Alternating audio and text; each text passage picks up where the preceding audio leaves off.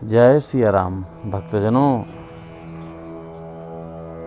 हमने 45वें भाग तक प्रभु श्री रामचरितमानस से पाठ सुना। अब हम आगे के भाग को श्रवण करें और प्रभु में चित्त लगाते हुए अन्य भक्तों पर भी हम ये कथा पहुँचाएं, जिससे उनके साथ हम सबका भी कल्याण हो। जय सिया राम। भयउ न नारद मन कछुरोसा, कही प्रिय वचन काम परितोषा। नाई चरण सिरुआय सुपाई, गयउ मदन तब सहित सहाई। नारद जी के मन में कुछ भी क्रोध न आया। उन्होंने प्रिय वचन कहकर कामदेव का समाधान किया। तब मुनि के चरणों में सिर नवाकर और उनकी आज्ञा पाकर कामदेव अपने सहायकों सहित लौट गया।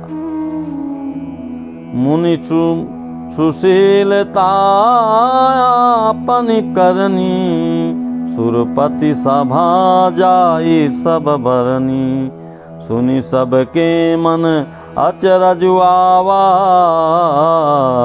मुनि प्रशंसी हरि सिरुनावा। देवराज इंद्र की सभा में जाकर उसने मुनि की सुशीलता और अपनी करतूत सबकी कही, जिसे सुनकर सबके मन में आश्चर्य हुआ और उन्होंने मुनि की बड़ाई करके श्री हरि को सिर नवाया। तब नारद गवने शिव पाही, जिता काम अहमिति मन माही।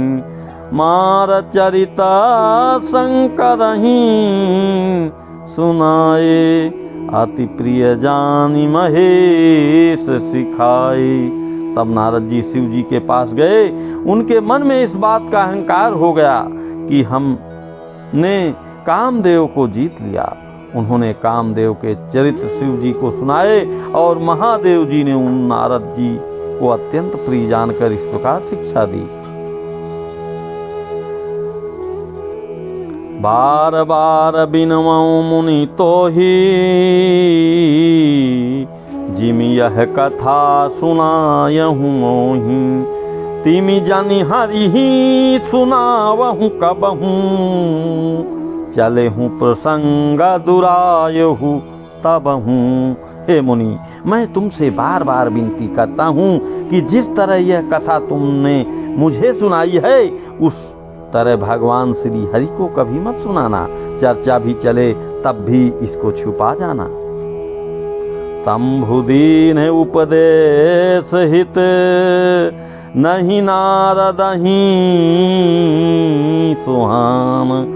भारद्वाज कौतुक सुनहु, हरि इच्छा बलवान।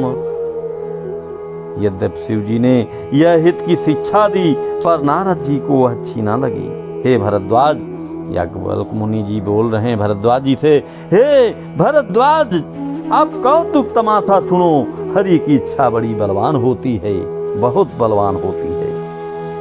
राम कीन्ह चाहि सोई होई, करे अन्यथा नहीं कोई। शंभु बचन मुनि मन नहीं भाई, तब बिरंचि के लोक सिधाई। श्री रामचंद्र जी को करना चाहते, श्री रामचंद्र जी जो करना चाहते हैं वही होता है। ऐसा कोई नहीं जो उसके विरुद्ध कर सके। श्री शिव जी के वचन नारद जी के मन को अच्छे नहीं लगे, तब वे वहां से ब्रह्मलोक को चल दिए। एक बार कर तलबर बीना, गावत हरि गुण गान प्रवीणा। क्षीर सिंधु गवने मुनिनाथा, जहाँ बस श्री निवास श्रुति माता। एक बार गान विद्या में निपुण मुनिनाथ नारद जी हाथ में सुंदर वीणा लिए हरि गुण गाते हुए क्षीर सागर को गए, जहाँ वेदों के मस्तक स्वरूप मूर्तिमान वेदांत तत्व लक्ष्मी निवास भगवान नारायण रहते हैं।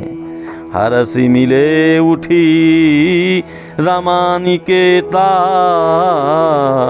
बैठे आसन ऋषि समेता। बोले बिहस चराचरि राया, बहुते दिनन कीन्हे मुनिदाया। राम निवास भगवान उठकर बड़े आनंद से उनसे मिले और ऋषि नारद जी के साथ आसन पर बैठ गए। चराचर के स्वामी भगवान हंसकर बोले, हे मुनि, आज आपने बहुत दिनों पर दया की। काम चरित नारद सब भाखे, यद्यपि प्रथम बरजि सिंह राखे। अति प्रचंड रघुपति कै माया, जहि न मोह असकु जग जाया। यद्यपि श्री शिव जी ने उन्हें पहले से ही बरज रखा था, तो भी नारद जी ने कामदेव का सारा चरित्र भगवान को कह सुनाया। श्री रघुनाथ जी की माया बड़ी ही प्रबल है। जगत में ऐसा कौन जन्मा है जिसे वह मोहित न कर दे। रुख बदन कर वचन मृदु, बोले श्री भगवान। तुम्हारे सुमिरन ते मिटही, मोह मार मदपान। भगवान रूखा मुंह करके कोमल वचन बोले, हे मुनिराज, आपका स्मरण करने से दूसरों के मोह, काम, मद और अभिमान मिट जाते हैं, फिर आपके लिए तो कहना ही क्या है।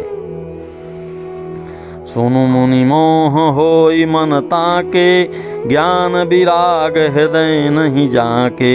ब्रह्मचर्य व्रत रत मति धीरा, तुम ही की करई मनोभव पीरा। हे मुनि सुनिए, मोह तो उसके मन में होता है जिसके हृदय में ज्ञान वैराग्य नहीं है। आप तो ब्रह्मचर्य व्रत में तत्पर और बड़े धीर बुद्धि हैं, भला कहीं आपको भी कामदेव सता सकता है।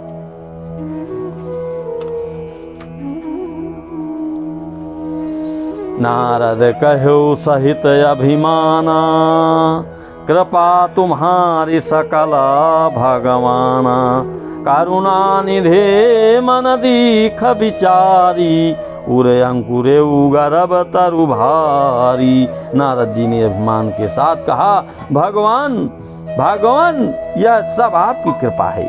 करुणा निधान भगवान से मन में विचार कर देखा कि उनके मन में गर्भ के भारी वृक्ष का अंकुर पैदा हो गया। बेगी सोमय डारी हूँ, उखारी पान हमार सेवक हितकारी। मुनि करहित मम कौतुक होई, अवश्य उपाय करबी मैं सोई। मैं उसे तुरंत ही उखाड़ फेंकूंगा, क्योंकि सेवकों का हित करना हमारा प्रण है। मैं अवश्य ही वह उपाय करूंगा जिससे मुनि कल्याण और मेरा खेल हो। तब नारद हरि बद सिर नाई, चले हृदय अहमति अधिकाई। श्रीपति निज माया तब प्रेरी, सुनहु कठिन करनी तेहि केरी। तब नारद जी भगवान के चरणों में सिर नवाकर चले। उनके हृदय में अभिमान और भी बढ़ गया। तब श्री लक्ष्मीपति भगवान ने अपनी माया को प्रेरित किया। अब उसकी कठिन करनी सुनो। वीर च्यों मगमहु नगर तेहि, सतजो जन विस्तार। श्रीनिवास पुरते अधिक, रचना विविध प्रकार। उस हरि माया ने रास्ते में से 100 योजन 400 कोष का एक नगर रचा। उस नगर की भांति भांति की रचनाएं लक्ष्मी निवास भगवान विष्णु के नगर वैकुंठ से भी अधिक सुंदर थी। बोलो सियापति रामचंद्र की जय, बोलो श्री हनुमान की जय, बोलो भाई सब संतन की जय। भक्तजनों, अब हम श्री प्रभु श्री रामचरितमानस पाठ से इस भाग को यहीं से विराम दे रहे हैं। अगले भाग के लिए तब तक आप सुने और तमाम भक्तों को सुनाएं, जिससे हमारे साथ सभी का कल्याण हो। और जब सबका कल्याण होगा तो ज़रूर हमारा कल्याण होगा। और ये निरंतर मैं आपसे कहता हूँ कि निरंतर यही मेरे शब्द होते हैं। प्रतिदिन ये रामायण चल रही है, प्रभु श्री राम की कथा चल रही है। और प्रतिदिन जो भक्त हैं, सिर्फ मैं उन्हीं भक्तों को आमंत्रित करता हूँ जो प्रभु में आस्था रखते हैं, भगवान पे श्रद्धा है, वो जरूर इस चैनल को सब्सक्राइब करें और निरंतर कथा सुनते रहें। जय सिया राम।